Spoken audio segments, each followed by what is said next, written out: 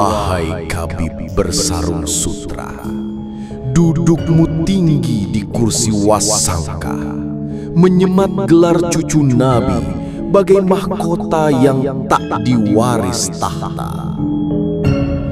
Dulu tanganku menunduk, menghatur salam ke jemarimu, sebab prasangka baikku lebih tajam dari mata tombak prajurit Singosari. Tak ku tanya nasabmu, tak ku telusur darahmu. Ku perlu keyakinan itu, laksana prajurit memeluk titah raja. Namun hari berputar seperti roda arit, dan kau sendiri yang menanggalkan topeng, membiarkan wajah aslimu menyeringai di hadapan kami. Ku jongkar cerita leluhurmu, ku bedah silsilahmu, ku temui kebenaran yang berlumur darah dusta.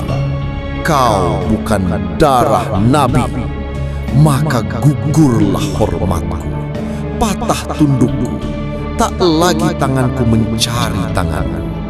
Dan ketika kami menampik, kau bentak dengan lidah tanpa ilmu, seakan pekikmu mampu mengikat kembali tali yang telah kami putuskan. Wahai Khabib, jika engkau benar, buktikan. Jika palsu, padamkan api dustamu.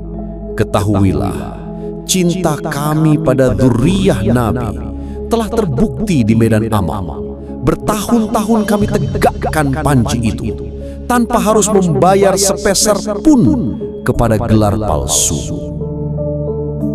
Kini taulah kami, kau hanyalah anak tanah yang ditembakkan oleh leluhurmu sendiri, dibentuk dari kayu dusta, diukir oleh tangan pembohong, dan kini kau terbang mencari daging pengikut buta. Assalamualaikum warahmatullahi wabarakatuh. Nah, kalau udah dibuka begini, biasanya kita siap-siap dengar ceramah. Ini malah dapat kabar gembira. Sunan Kudus sama Sunan Muria di alam sana mungkin sedang tersenyum bangga. Jadi ceritanya di Kudus, Kes Bangpol sama warga kompak nyopot papan nama Jalan Habib Ja'far Al-Kaf. Dulunya Jalan Masjid, terus sempat ganti, dan sekarang balik lagi ke Jalan Masjid. Artinya, sejarah udah di reset factory settings.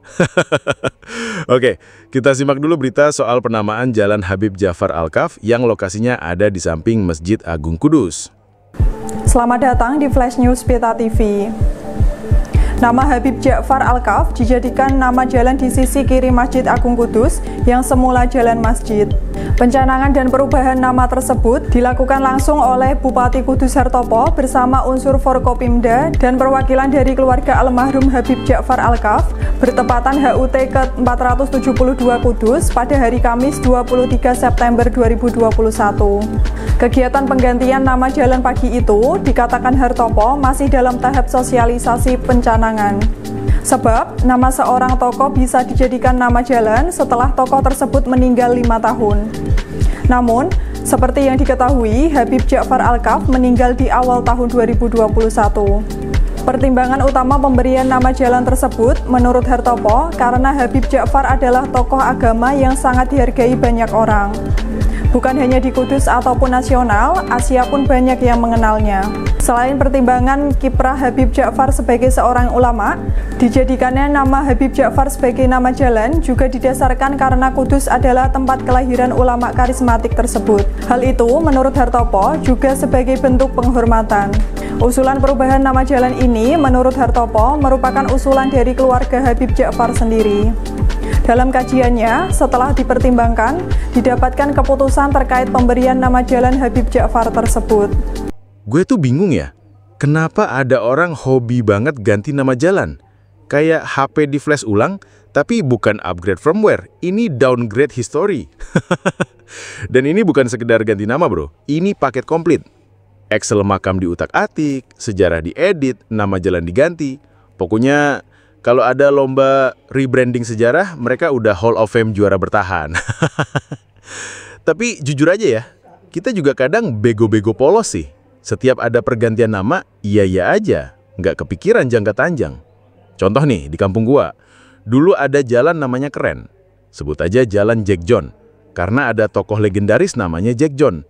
Kebetulan punya tetangga Habib, lama-lama nama Jack John hilang, diganti nama Habib itu. Dan orang-orang setempat ya nerima aja. Lagian nama Jack John mungkin dianggap kurang syar'i kali ya, padahal itu nama udah brand lokal. Oke, balik lagi ke Habib Ja'far. Nah, mendiang ini katanya sahabat karib Khabib Lutfi bin Yahya. Dan menurut pengakuan Khabib Umar Muthohar, beliau punya skill mistis, masukin orang non-muslim yang udah meninggoy jadi muslim. Begitu sampai itu kemudian beliau teriak, kiri. Saya bilang, Bib, jalannya lurus. Wes, pokoknya kiri. Ajib, biasa saya ikut kiri.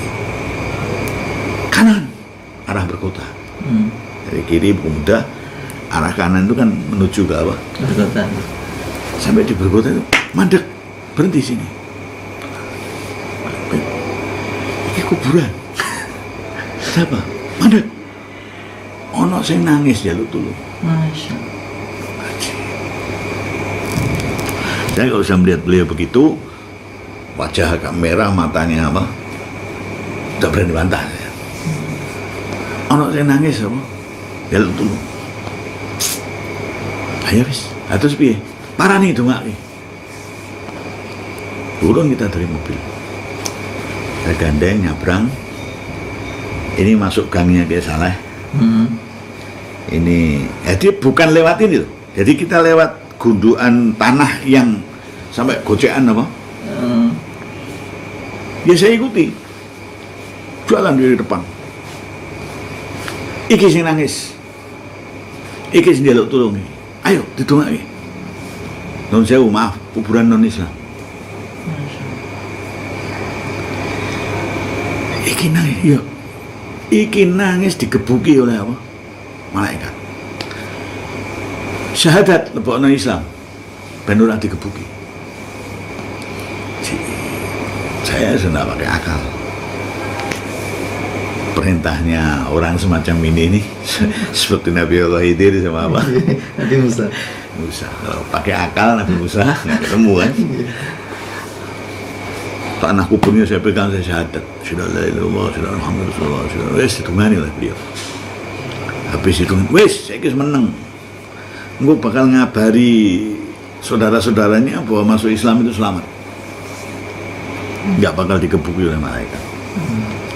Wah, gue denger ini langsung, lah ini powernya level apa?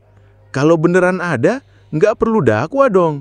Tinggal tunggu orang meninggoy, convert sekalian. Bisa jadi startup baru, Afterlife Conversion Service. Tagline-nya, mati pun masih ada harapan. Terus warga juga nuntut bongkar komplek makam Habib Ja'far karena dulu pas bangunnya, makam pribumi banyak yang tergusur. Lah ini persis cerita Pangeran Diponegoro yang marah. Karena makam leluhurnya digusur Belanda buat bikin jalan. Bedanya, dulu pelakunya Belanda. Sekarang, Belandanya pakai sorban bro.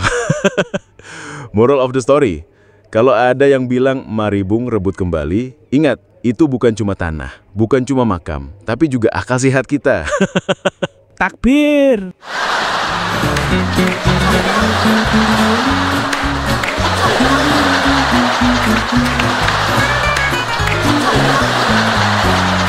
Nomor selajengipun para syekh para sedulur, ini di sini ada pedangnya Sayyidina Ali.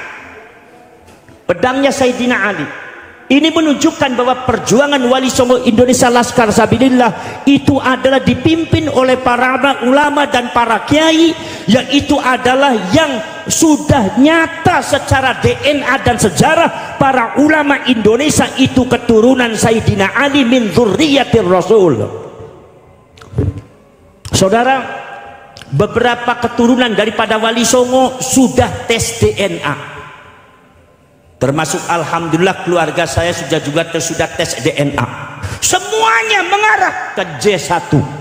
Maka dari itu saudara-saudara sekalian, ini menunjukkan saudara-saudara sekalian, keturunan yang asli daripada dzurriyyatur Rasul itu adalah bukan dari marga Ba'alwi, dan ini sifatnya ilmiah.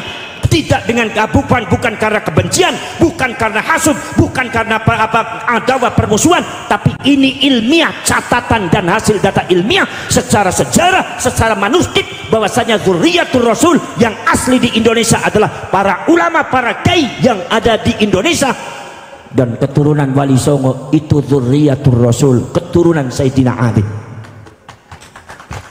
Jadi kalau keturunan Wali Songo itu Alawiyun Sayyidina Ali, kalau Ba'alwi itu bukan Alawi, Alwiyun, karena keturunan Alwi bin Ubaidillah, lamnya disukunkan.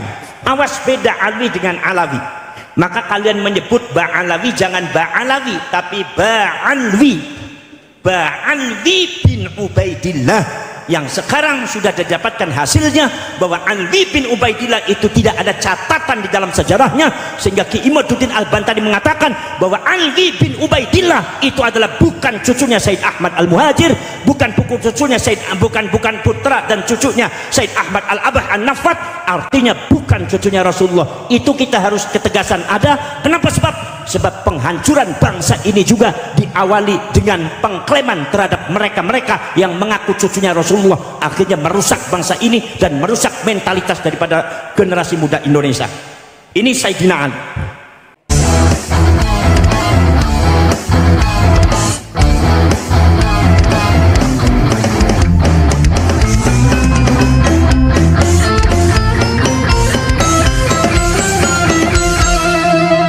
Jadikanlah hidup lebih berarti, jadikanlah laskar sang pemberani, membela ulama kiai pribumi, Trah Wali Songo pewaris negeri. Gelora jiwa ini tak tertandingi, jangan coba-coba mengganggu negeri. Ulama kami terhina, kami pun tak terima, siap jihad jadi semboyan kita. Kami adalah laskar sabilillah, pecinta Wali Songo dan para anbiya, pewaris peradaban Islam di Nusantara hingga berkibar bangsa Indonesia. Kami perisai para ulama, sepenuh hati korbankan jiwa dan raga. Bila nanti tertulis jihad pilihan kami, Syahid bela agama dan negara. Kami terlahir di bumi pertiwi, terpatri suci sejarah negeri, korbankan darah nyawa leluhur kami. Jangan kau coba rubah dan kau pecundangi.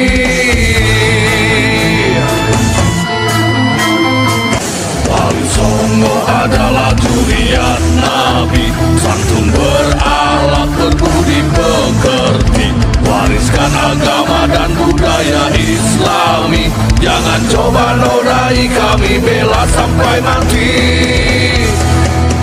Kami adalah laskar sabilillah, tak akan gentar meskipun berkalang tanah, demi bela agama juga bela negara. Ikhlas jihad dan Syahid bersama ulama, relakan kami pergi dan berjuang, jadi perisai Trah Wali dan kebenaran. Meski harus berkorban nyawa satu ibadah, demi kebenaran menang dan ditegakkan. Kami adalah laskar sabilillah, pecinta Wali Songo dan para anbiya, pewaris peradaban Islam di Nusantara hingga berkibar bangsa Indonesia. Kami perisai para ulama, sepenuh hati korbankan jiwa dan raga. Bila nanti tertulis jihad pilihan kami, Syahid bela agama dan negara.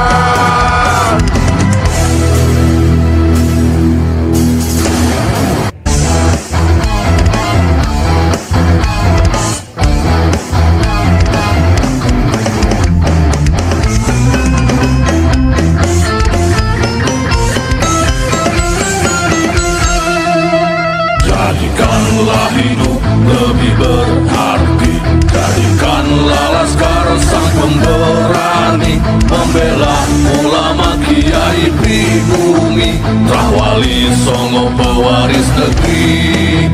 Gelora jiwa ini tak tertandingi, jangan coba-coba mengganggu negeri.